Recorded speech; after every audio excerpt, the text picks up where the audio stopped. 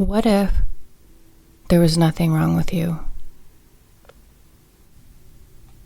What if there was nothing to fix? What if that perfectionism and the nagging feeling that something is wrong with you,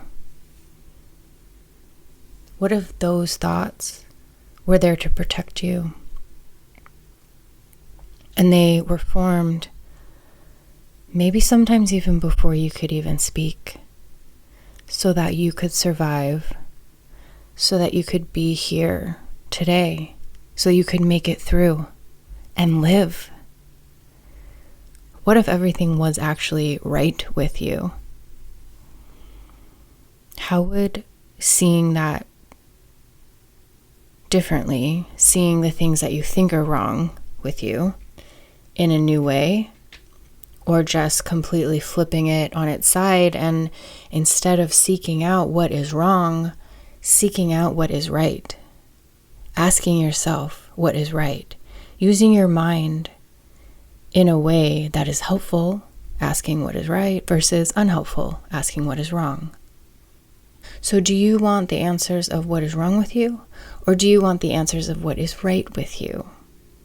I think it's a gentle way to get into the mind and use it for positive purposes, helpful purposes, healthy purposes, so that you can see yourself in a different way. It's very similar, I think, to gratitude lists, where if you've ever done a gratitude list, you probably noticed that your mind started focusing on what you were grateful for versus what you didn't have or what you were annoyed with. And so this is kind of a similar way, except it's more specific to who you are.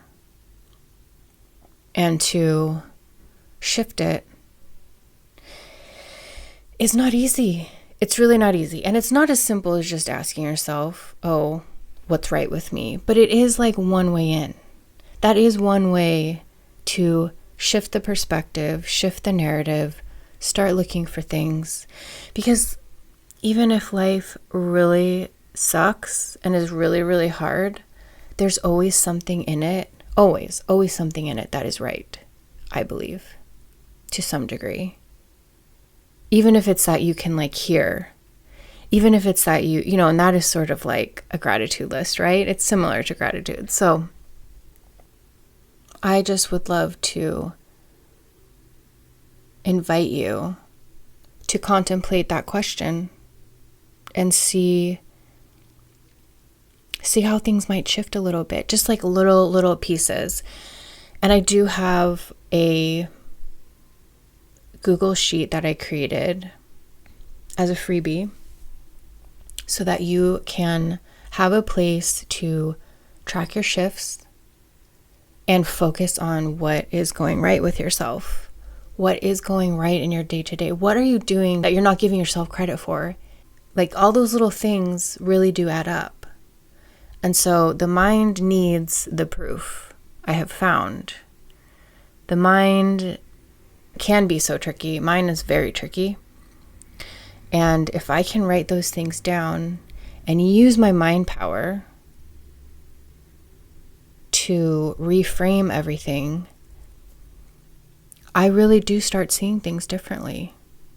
And that can be a place where forward momentum can be created in that one little step, in that one little place where you're like, you know what, this is okay, and I am doing some things right. We can also explore this through the Akashic Records or Astrology, so that's also an option if you'd like to work one-on-one. But definitely get the freebie. And if nothing else, then just put that little thought in your mind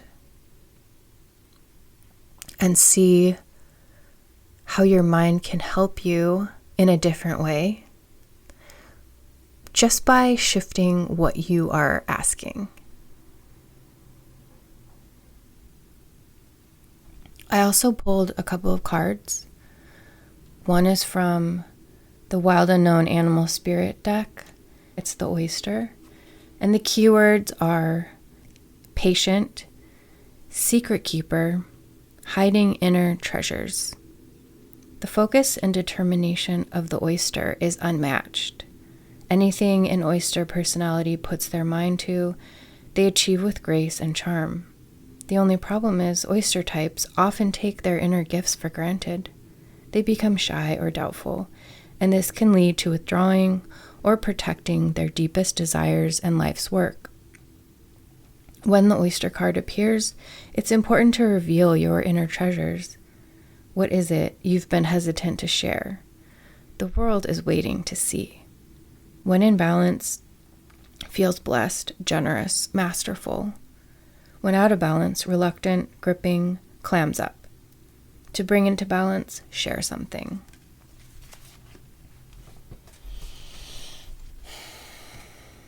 And from the Journey to Kanakamakua deck, we got the card Po. Night, unknown, potential, uncertainty. The great night that supplies. Be comfortable in uncertainty. It is pure potential. Anything can happen. You aren't afraid of the unknown. You are afraid of leaving the known. You won't find anything new, looking in the same old places.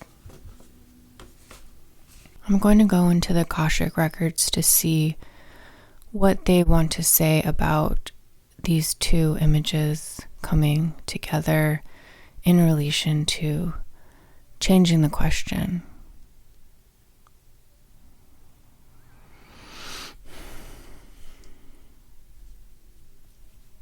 The pearl is at the deepest part of you. You could liken it to your heart, the heart of you, your heart center. And in order to get there,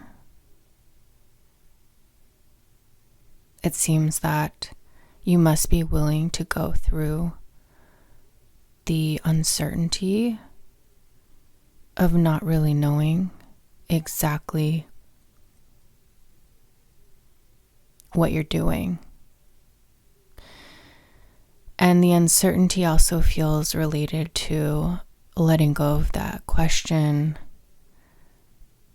that your mind brings up, which is to ask you and to take your attention and put it toward what's wrong with you, and to shift the question to what's right with you is uncomfortable because it feels like uncertainty in the sense that you've asked that question so many times that is comfort.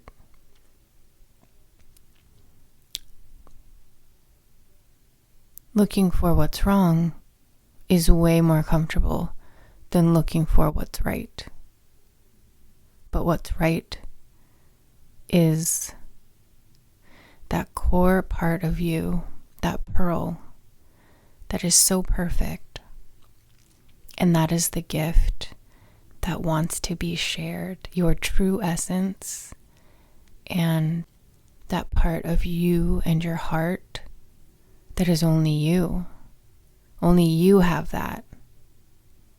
There might be other variations and flavors, but really, only you have this one very specific pearl.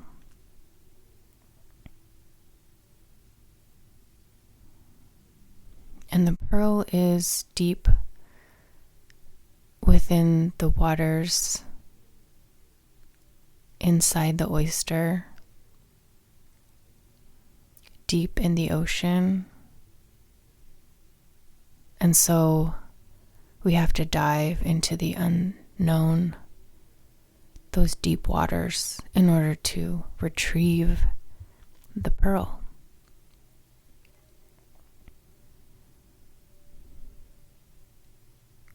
There is always a way and a connection to the pearl. the pearl will always be there. There's no way that the pearl can be destroyed. It can only be covered up or hidden, but it is always there.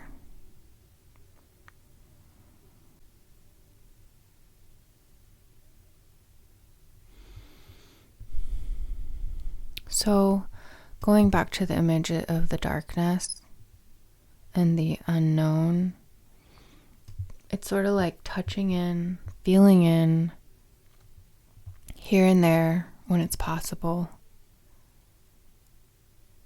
touching into a new frame of mind, and remembering that at the heart of you is the gift.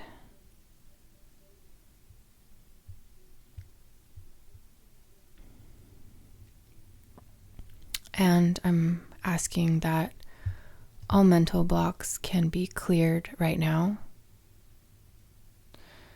and all heart blocks can be cleared right now.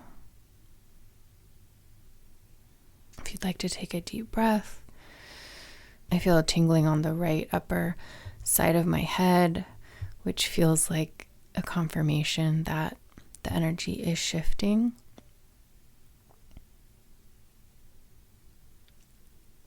So it feels like it's over and over again throughout the day as you come back to yourself and notice in that moment where you might be. Are you in your head? Are you out of your body?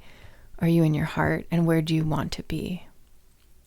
And even just having that awareness of where you are is the beginning of how to get back in your heart and connect with your heart.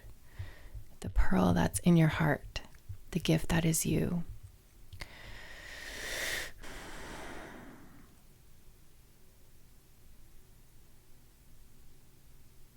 And I'm also being directed to like the hands, keeping your hands busy. Maybe it's writing or typing. Maybe it's cooking or doing something maybe detail-oriented with your hands. That kind of feels like something that might relieve the pressure of the mind running away. Feels like that's the end of the message here, so I'm going to close the records. And thank you for being here. I hope that something in this message was helpful for you. And I'd love to know what shifts you encounter if you choose to play around with this new way of asking yourself questions.